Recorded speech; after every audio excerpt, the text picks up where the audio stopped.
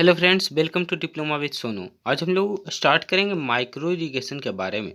देखिए, बहुत सारे जो सिविल स्टूडेंट्स होते हैं और सिविल रूरल एक ब्रांच होता है बिहार में, second branch of civil engineering, इसके बारे में नहीं जानते हैं। लेकिन देखिए, सिविल रूरल इंजीनियरिंग के लिए जो इलेक्टिव चैप्टर, जो इलेक्टिव सब्जेक्ट होता है, उसमें हम लोग आज माइक्रो इरिगेशन को स्टार्ट करेंगे। माइक्रो इरिगेशन जो ऐसा चैप्टर यहाँ पे ऑप्शनल चैप्टर हो जाता है, सिविल रूरल में कम स्टूडेंट्स होने के कारण कोई भी टीचर जल्दी नहीं इसको स्टार्ट करते हैं। लेकिन यहाँ पे हम स्टार्ट करेंगे कुछ इस प्रकार, माइक्रो इरिगेशन को जल्द से जल्द कंप्लीट कर देंगे आपको, ताकि ऑप्शनल चैप्टर जो भी है आपका वो कंप्लीट हो जाए। तो माइक्रो इरिगेशन में सबसे फर्स्टली जो यूनिट फर्स्ट को हम स्टार्ट करने जा रहे हैं, जो कि है इंट्रोडक्शन।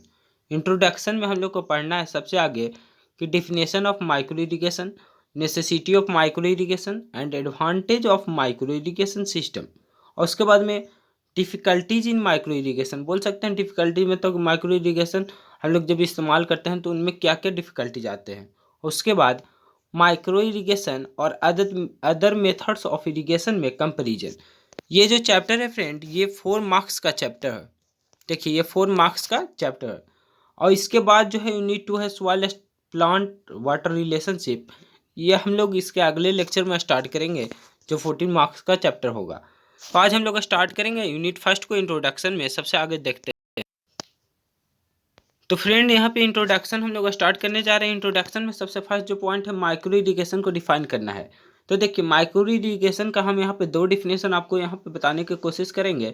फर्स्ट डिफिनेशन है माइक्रो इरिगेशन का कुछ इस प्रकार: micro irrigation is a modern method of irrigation. By this method water is irrigated through drippers, sprinklers, foggers and by other emitters on surface और subsurface of the land. Micro irrigation एक modern method है, एक आधुनिक method है irrigation का, जिसका हम लोग इस्तेमाल करते हैं ड्रिपर्स का यूज करके, स्प्रिंकलर्स का यूज करके और फॉगर्स का और अदर इमीटर्स का उपयोग करके। और उसका उपयोग करके इसको हम लोग इरिगेट करते हैं सरफेस और सब सरफेस लैंड को। तो इसी को माइक्रो इरिगेशन हम लोग बोलेंगे। तो माइक्रो इरिगेशन के यहाँ पे बहुत ही अच्छा डिफिनेशन है: micro irrigation is a modern method of irrigation. By this method, water is irrigated through drippers, sprinklers, foggers, and by other emitters on surface or subsurface of the land. तो micro irrigation के यहाँ पे definition, first definition हो गया। इसके बाद में second definition जो है कुछ इस प्रकार है कि micro irrigation also called localised irrigation, और उसके बाद में लो वॉल्यूम इरिगेशन, फिर आता है लो फ्लो इरिगेशन और ट्रिकल इरिगेशन। माइक्रो इरिगेशन के यहाँ पे ये देखिए, यहाँ पे 4 नेम्स हैं। 4 नेम्स में आपको ये चारों नाम इंपॉर्टेंट है, चारों नाम आप याद कर लीजिए द मिनिमम। क्योंकि देखिए, 2019 के ऑड क्वेश्चन में एक ऑब्जेक्टिव आया था, micro irrigation is also called. तो वहाँ पे ट्रिकल इरिगेशन था। ऑप्शनल में आपको ऑप्शन दे देगा बहुत सारा इरिगेशन को, और उसके बाद में एक ऑप्शन यहाँ से आपको चारों नेम में से एक नेम को बता देगा। तो यहाँ पे आपको चारों नाम को याद करना होगा। माइक्रो इरिगेशन को अदर नाम होता है localised irrigation, low volume irrigation, low flow irrigation और ट्रिकल इरिगेशन। तो ट्रिकल इरिगेशन हमेशा ध्यान रखिएगा, माइक्रो इरिगेशन को ही बोलते हैं। तो माइक्रो इरिगेशन इतना नाम हो गया उसका: is an irrigation method with lower pressure and flow than the traditional sprinkler system. जो स्प्रिंकलर सिस्टम होते हैं उनसे लोअर प्रेशर में, माइक्रो इरिगेशन में क्या होता है, उनका लोअर प्रेशर होता है वाटर का, तो उसी को हम लोग माइक्रो इरिगेशन बोलते हैं। तो ये सेकेंड डिफिनेशन हुआ कि उसका नाम इतना सारा हम लोग लिख दें, और उसके बाद में कर देंगे is an irrigation method with lower pressure than traditional sprinkler method, बस। अब इसके बाद देखिए, इसके बाद होता है नीड ऑफ माइक्रो इरिगेशन, और बोल सकते हैं necessity of micro irrigation. Necessity और नीड दोनों सेम ही है कि हम लोग माइक्रो इरिगेशन का ज़रूरत क्यों पड़ता है, नेसेसिटी और नीड, ठीक है। तो सबसे फर्स्ट जो पॉइंट है नेसेसिटी में, वो इस प्रकार है कि to make agricultural productive. Agriculture को और भी ज़्यादा उत्पादक क्षमता को बढ़ाने के लिए हम लोग माइक्रो इरिगेशन का उपयोग करते हैं, प्रोडक्टिव बनाने के लिए। फिर आता है environmentally sensitive and capable of preserving the social fabric and rural communities. Environmentally sensitive हो और capable of preserving the social fabric, जो इन्वायरमेंटली फ्रेंडली के लिए हम लोग माइक्रो इरिगेशन का उपयोग करते हैं। और भी क्या, सोशल फैब्रिक और रूरल कम्युनिटीज़ में, जैसे रूरल कम्युनिटीज़ में उपयोग करते हैं माइक्रो इरिगेशन को, जो ग्रामीण क्षेत्रीय में, ठीक है। Help produce more from the available land water and labour resource without either ecological और सोशल हार्मोनी। देखिए, अगर हम लोग को माइक्रो इरिगेशन कब इस्तेमाल करते हैं, ये अगर हम लोग को अगर प्रॉब्लम हो, चाहे तो इकोलॉजिकल या सोशल हार्मोनी में कोई प्रॉब्लम हो, मतलब पैसा नहीं हो या सोशियली आपके पास कुछ उतना सामान नहीं हो, तो उस समय में हम लोग उपयोग कर सकते हैं माइक्रो इरिगेशन का। माइक्रो इरिगेशन क्या हेल्प करता है कि कम ही लैंड में आपको ज़्यादा प्रोडक्शन देगा, तो अवेलेबल लैंड में ही क्या प्रोडक्शन ज़्यादा कर देता है, तो इसी चलते हम लोग माइक्रो इरिगेशन का इस्तेमाल करते हैं। इसके बाद आता है जनरेट हायर फार्म इनकम, ये ज़्यादा इनकम को बढ़ा देता है। फिर होता है on farm and off farm employment, ये ऑन फार्म और ऑफ फार्म एम्प्लॉयमेंट दोनों में देता है। जैसे हम लोग देखते हैं कि ऑन फार्म एम्प्लॉयमेंट और ऑफ फार्म एम्प्लॉयमेंट मतलब कि खेत में भी आपको एक एम्प्लॉयमेंट दे देगा, माइक्रो इरिगेशन होने के कारण ऑफ फार्म एम्प्लॉयमेंट भी हो जाता है। तो यहाँ पे जॉब जो चांसेस होते हैं अगर माइक्रो इरिगेशन का यूज करेंगे तो ज़्यादा हो जाता है। फिर आता है advantage of micro irrigation. Micro irrigation का एडवांटेज क्या है, या बोल सकते हैं बेनिफिट्स ऑफ माइक्रो इरिगेशन। तो वो सबसे फर्स्ट जो है माइक्रो इरिगेशन का बेनिफिट में वो वाटर सेविंग। वाटर सेविंग मतलब बोल सकते हैं कि वाटर को कैसे ये बचाव करता है, कैसे सेव करता है, उसके बारे में। तो सबसे फर्स्ट जो वाटर सेविंग है उसको इस तरह से यहाँ पे बताया गया है कि micro irrigation is proved to be an efficient method in saving water and increasing water use efficiency as compared to conventional surface method of irrigation where water use efficiency is only about 35 to 40%। Micro irrigation जो है वो prove किया जा चुका है कि micro irrigation system से water को सेव किया जाता है और इंक्रीज करता है ये वाटर इफिशियंसी को compare to other conventional surface से। अदर कन्वेंशनल सरफेस में जो कि इफिशियंसी 35 to 40% होता है, इनमें और ज़्यादा बढ़ा दिया जाता है। तो वाटर सेविंग एक हो गया सबसे फर्स्ट पॉइंट हम लोग के एडवांटेज, वाटर सेविंग। फिर आता है increase irrigation efficiency. Irrigation efficiency को क्या करता है, बढ़ा देता है। तो ये कैसे करता है हम लोग देखते हैं। The on farm irrigation efficiency of properly designed and managed drip irrigation system is estimated about 90%। देखिए जो ऑन फॉर्म इरिगेशन जो होते हैं उनमें जो डिजाइन किया जाता है ड्रिप इरिगेशन में, तो वो सिर्फ 90% होते हैं। Farmers using a pumping system to irrigate their fields should ensure that the pump and the pipe size are fitting with their needs, thus avoiding water, energy overuse and consequent leakage। अगर farmer अपना जो pump इस्तेमाल कर रहे हैं तो जो pump इस्तेमाल करेंगे उसको इंश्योर कर लें कि जो पंप है और उसका जो पाइप साइज फिटिंग है वो दोनों अच्छे से इंश्योर हो रहा है, फिट हो रहा है, ताकि कोई भी लीकेज ना हो। तो लीकेज नहीं होगा तो क्या होगा, इरिगेशन इफिशियंसी और ज़्यादा बढ़ जाएगा। तो ये इंक्रीज कर देता है इरिगेशन इफिशियंसी को। फिर होता है हाइयर एल्ड्स। हाइयर एल्ड्स कुछ इस प्रकार होते हैं कि they yields are higher than traditional flood irrigation. अगर हम लोग माइक्रो इरिगेशन का इस्तेमाल करें तो माइक्रो इरिगेशन में क्या होता है कि रूट्स तक हम लोग को वाटर को पहुंचा दिया जाता है। तो रूट तक जब पहुंचा दिया जाएगा तो वहाँ पे एल्ड्स बढ़ जाते हैं। अगर फ्लड इरिगेशन से कंपेयर करें तो the yield are higher than traditional flood irrigation. Flood irrigation जो होते हैं उनसे ज़्यादा एल्ड देते हैं। फिर आता है productivity gain due to use of micro irrigation is estimated to be in the range of 20 to 90% for different crops.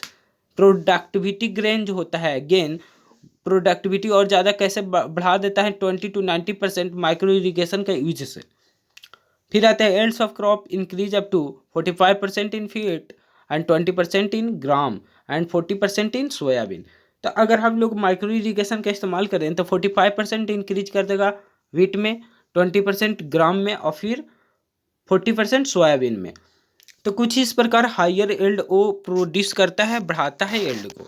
फिर आता है less water loss. Water loss क्या होता है, कम हो जाता है। There is also less water loss due to reduction in loss of water inconvenience and also reduction in loss of water through evaporation, run off and by deep percolation. देखिए अगर micro irrigation का हम लोग इस्तेमाल करते हैं तो वहाँ पे इवेपोरेशन कम होता है, उसके बाद में रन ऑफ जो होता है उसका कम होता है, फिर होता है डीप पर्कुलेशन से वो बचता है। तो उसी कारण डीप पर्कुलेशन से अगर बचाता है तो लॉस ऑफ वाटर को क्या करता है, वो कम कर देता है। तो यहाँ पे लेस वाटर लॉस होगा। तो फोर्थ पॉइंट हम लोग का यहाँ पे था लेस वाटर लॉस। फिर आया फिफ्थ, एनर्जी इफिशिएंट। एनर्जी जो है वो इफिशियंट देता है कुछ इस प्रकार की, the reduction in water consumption in micro irrigation also reduces the energy use electricity that is required to lift water from irrigation well. Energy efficient मतलब कि जैसे रिडक्शन हो जाएगा वाटर कंजप्शन में जब रिडक्शन होगा तो माइक्रो इरिगेशन क्या करता है, रिड्यूस कर देता है इलेक्ट्रिसिटी यूज को भी। तो इलेक्ट्रिसिटी यूज जो यूज करते हैं हम लोग वाटर को लिफ्ट करने के लिए वेल से, तो वो भी कम हो जाएगा, तो एनर्जी इफिशियंट यहाँ पे अनदर हो गया। फिर आया 6 में लोअर कंजप्शन ऑफ फर्टिलाइजर्स। अगर an efficient drip irrigation system reduces consumption of fertiliser through fertigation. Fertigation एक अनदर चैप्टर है, उसमें अच्छे से समझ में आ जाएगा आपको फर्टिगेशन क्या होता है और फर्टिलाइजर्स को कैसे हम लोग इस्तेमाल करते हैं, उसी को फर्टिगेशन के नाम से यहाँ पे बताया जा रहा है। तो देखिए इफिशियंट ड्रिप इरिगेशन का जब हम लोग इस्तेमाल करते हैं तो रिड्यूस कर देता है कंजप्शन ऑफ फर्टिलाइजर्स को, फर्टिलाइजर्स को जो कंजप्शन है उसको कम कर देता है। तो लोअर कंजप्शन ऑफ फर्टिलाइजर्स यहाँ पे आ गया। फिर आया वीड एंड डिजीज रिडक्शन। इसमें क्या होता है, it helps in inhabiting growth of weeds as it keeps limited wet areas under this condition this incidence of disease is also reduced.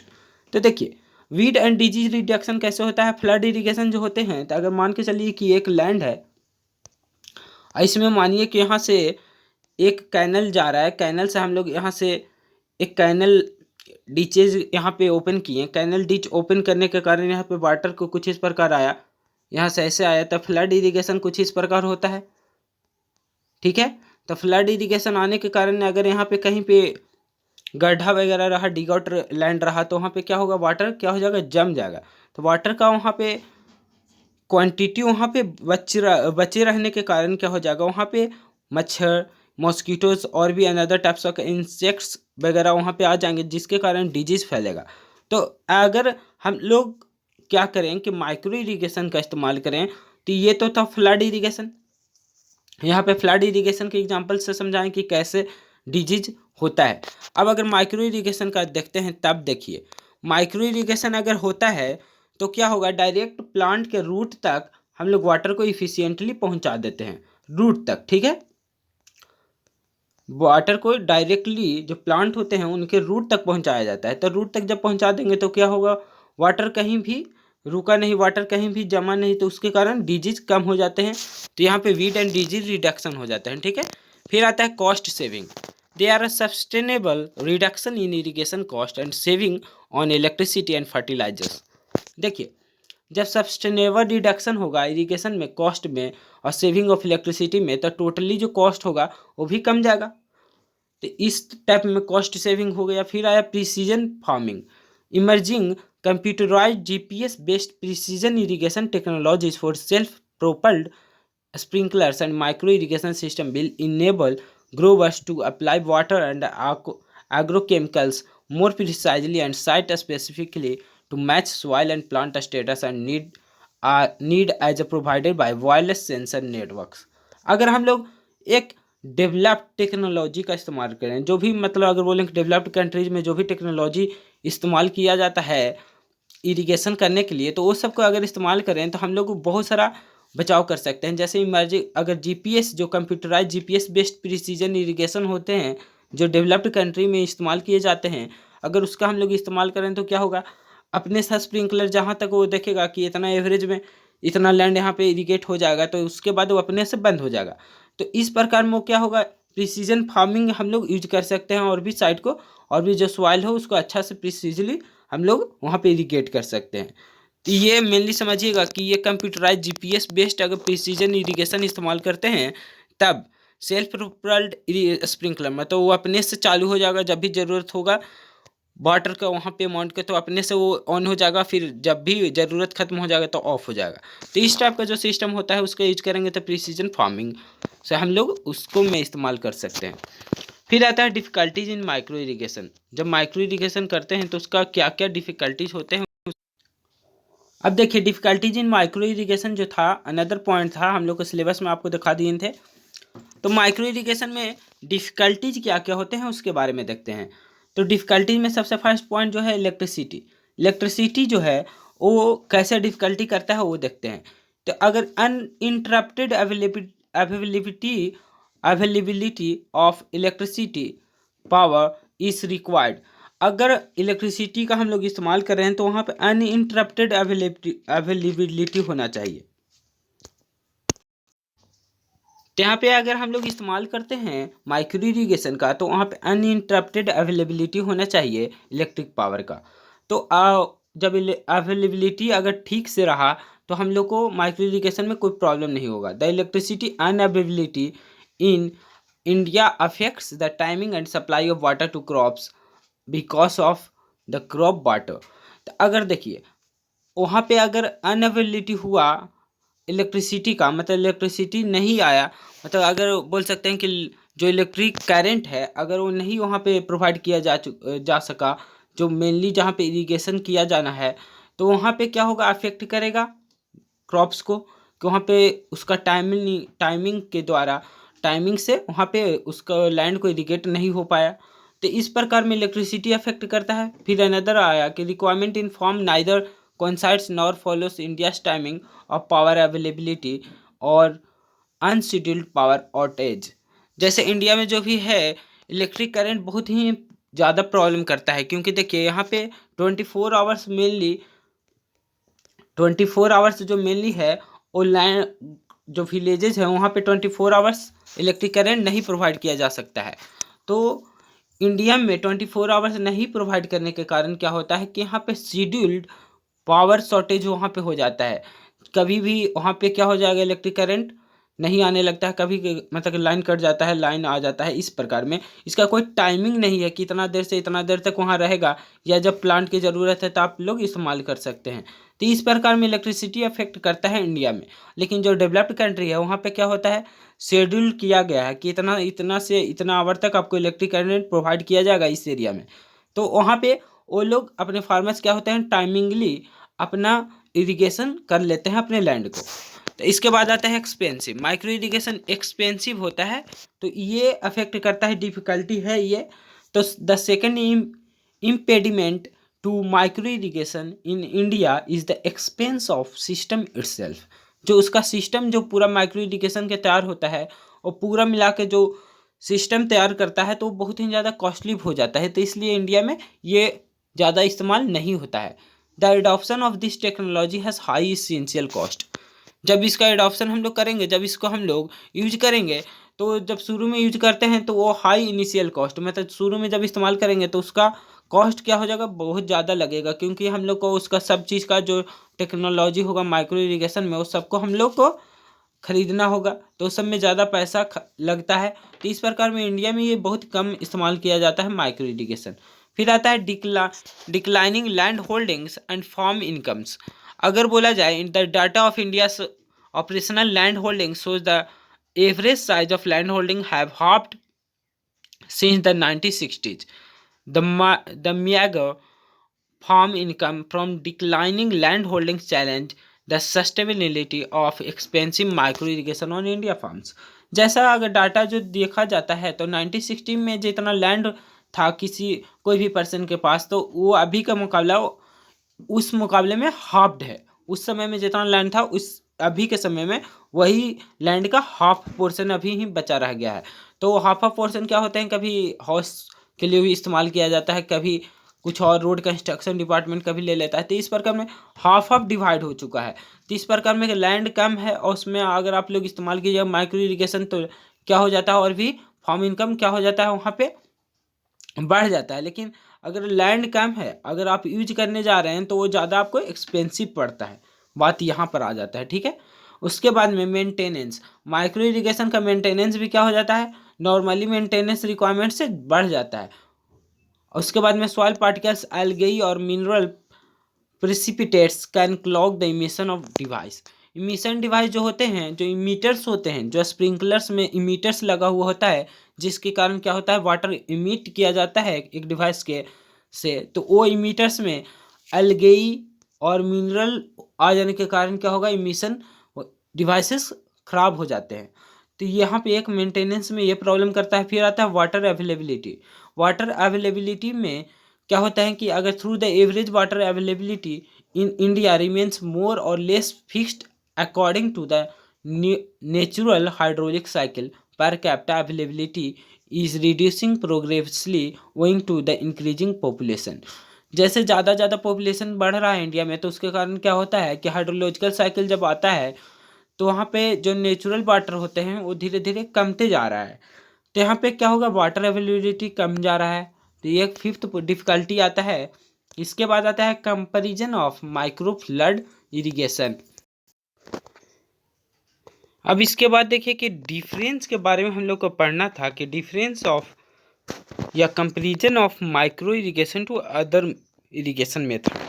तो हम लोग कंपैरिजन सिर्फ आज पढ़ेंगे माइक्रो इरिगेशन और फ्लड इरिगेशन में, क्योंकि यही मेनली आता है एग्जाम में। या कंपैरिजन करना होगा माइक्रो इरिगेशन और फ्लड इरिगेशन में, तो आप लोग कैसे करेंगे, किस किस मेथड पे होता है, तो उसके बारे में।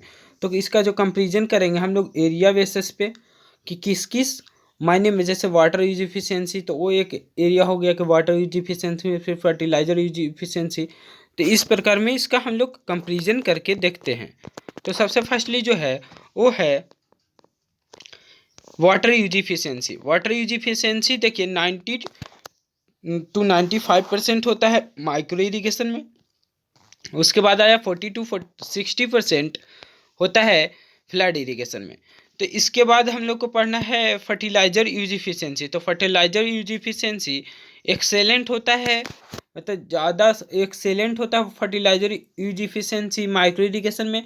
और जो फ्लड इरिगेशन में फर्टिलाइजर यूज इफिशियंसी होता है वो वेरी लो होता है। अगर फर्टिलाइजर का यूज करें माइक्रो इरिगेशन में तो बहुत ही अच्छा इस्तेमाल करेगा, कम ही फर्टिलाइजर में। तो अगर फ्लड इरिगेशन में इस्तेमाल करें तो वेरी लो इफिशियंसी होता है फर्टिलाइजर का। फिर आता है लेबर रिक्वायरमेंट। तो लेबर रिक्वायरमेंट माइक्रो इरिगेशन में लो होता है और फ्लड इरिगेशन में हाई होता है। फिर weed emergence and weed emergence. तो वीड इमरजेंस जो होता है रेयर होता है और वेरी हाई होता है फ्लड इरिगेशन में।